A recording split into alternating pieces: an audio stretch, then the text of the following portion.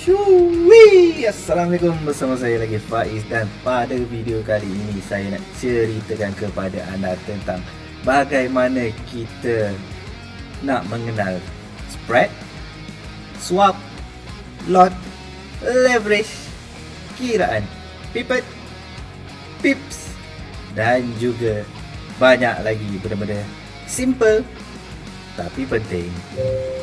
Apa tunggu lagi? Let's jom.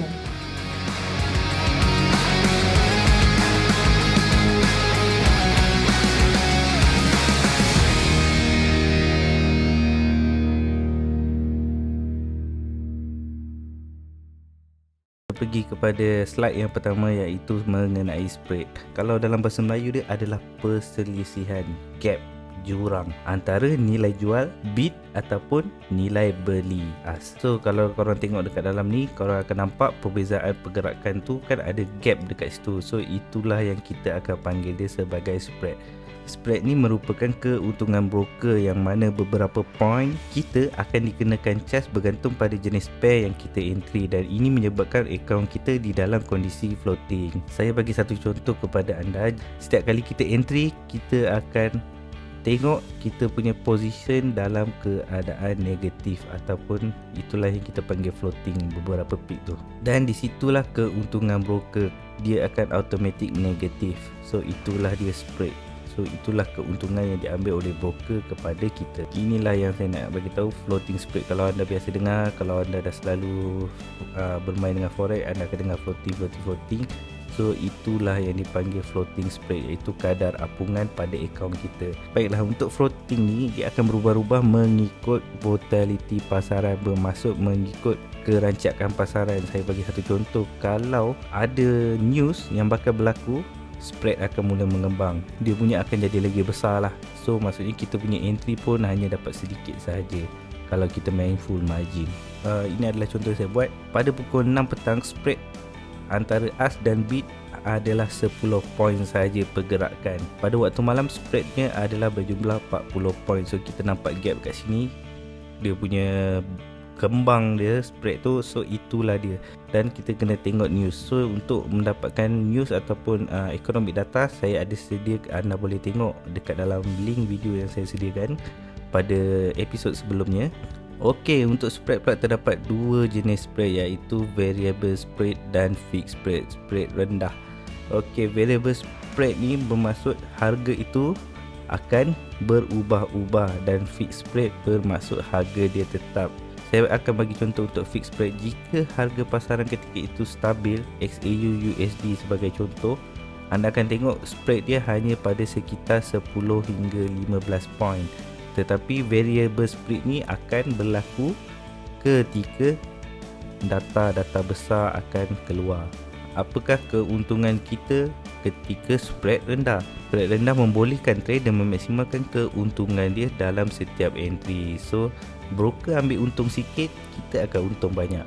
Pips merupakan unit kiraan untuk menyatakan perubahan nilai dalam sesebuah mata wang. Sebagai contoh, dekat sini 17.05 dan 17.10. Oh, saya bagi contoh kat sini, minta maaf. 17.15, 17.10, 17.15.70 dan 17.10.80. So kita ambil yang bahagian depan ni sahaja. 15.10, perbezaan dia adalah 5. So kiraan dia adalah 50 pips. Kita pemudahkan, pips adalah kiraan di bahagian depan sebelum titik perpuluhan ni. Okey, seterusnya adalah pipet ataupun points. Points merupakan kiraan untuk menyatakan perubahan perpuluhan di dalam mata wang. Saya bagi contoh kat sini, 1673.25. So macam saya dah bagi tahu tadi, untuk kiraan bahagian depan sebelum perpuluhan kita akan panggil sebagai pips, dan selepas titik perpuluhan ni kita akan panggil dia sebagai point. Untuk rollover atau swap, ini adalah dalam bahagian broker, dalam bahagian broker punya charge. Okey, ia merupakan charge oleh pihak broker sekiranya kita masih mempunyai posisi yang masih di hold melebihi 24 jam. Positif dan negatif swap ditentukan dengan jumlah lot, jenis pair dan posisi yang masih dibuka. Okey, untuk bahagian sini kalau korang pergi dekat MT4, saya tak ada posisi yang dibuka, tetapi kalau kita tengok dekat bahagian sini kita akan nampak ada swap, commission, price, profit. So dekat sinilah nanti akan ada harga dia. Kalau kita ada posisi yang melebihi 24 jam. Tapi saya scalper, jadi saya jarang lah ada swap ni. Okey, bagi pips dan point, korang buka MT4. Bila dah buka, korang akan nampak di bahagian kanan sekali, bahagian price, korang akan nampak lah nombor-nombor ni. So saya pun dah tunjuk macam mana korang nak kira. Macam contoh dekat sini 1636 hingga 1637, kiraan dia adalah 10 pip. So macam mana kita nak tahu kiraan dia adalah 10 pip? Kita just tarik sini, kita tarik pergi sini. Nampak tak kat sini? Nampak tak kiraan dia tu? Ada 9, 99, 10, 102.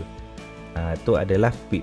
Maksudnya dia 10 pip. Pergerakan sebanyak 10 pip. Macam kita tengok situasi sekarang, pergerakan dia daripada 1637 sehingga 1630 yang membawa kepada 80 pip.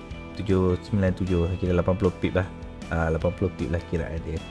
Seterusnya adalah lot size, jumlah dalam unit mata wang standard lot size. Okey, untuk standard lot size ni 1000 unit bersamaan dengan satu lot. Yang ni saya akan tunjukkan dekat slide ini. Okey, dia bergantung pada jenis broker.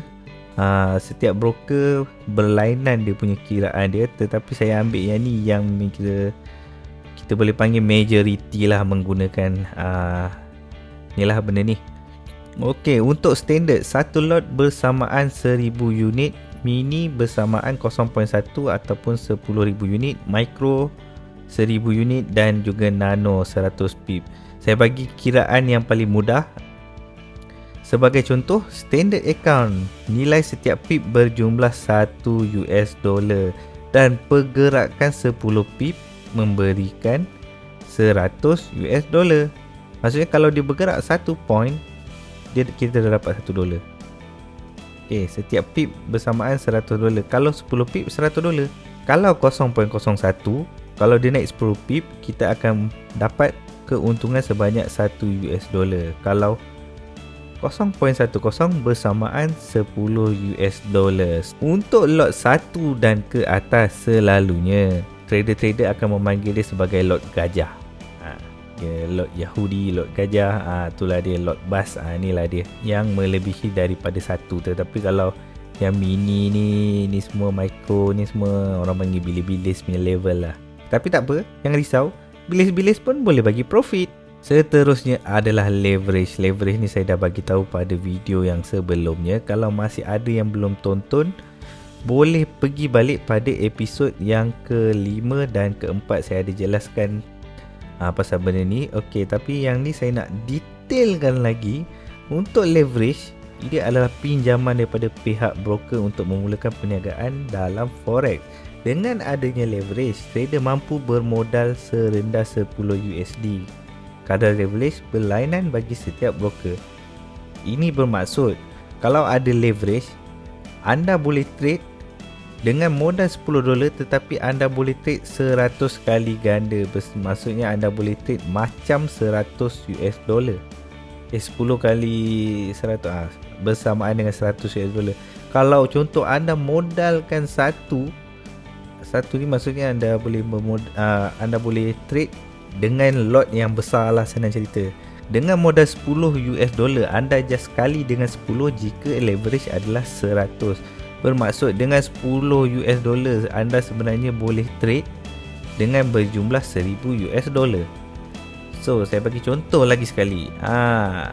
Okey, kerana leverage ni lah yang membezakan pasaran forex dan pasaran-pasaran lain seperti saham. Kerana leverage, kelebihan leverage ni macam saya cakap lah, kita boleh trade dengan modal yang rendah. Sebagai contoh kat sini saya bagi contoh, dengan bermodalkan $1,000 pada kadar leverage 1/100, anda sebenarnya boleh trade dengan nilai sebesar $100,000. Macam itulah kiraan untuk leverage. Tetapi leverage ada kekurangan dia. Kekurangan dia memang kalau anda tak reti jaga money management, ataupun apa-apa, dia akan menyebabkan anda kerugian besar. Kerana apa? Kerana selalunya mereka yang menggunakan leverage ni selalunya main full margin. So dengan modal yang rendah, anda boleh mengaut keuntungan 6-7 kali ganda lagi banyak daripada modal. Kelebihan dia adalah keuntungan besar, dan kekurangan dia kerugian lebih besar yang menyebabkan anda margin call. Baiklah, untuk tahu lebih lanjut pasal margin call, kita akan pergi kepada episod seterusnya dan saya akan ceritakan metodologi of forex. Itu saja video untuk kali ini.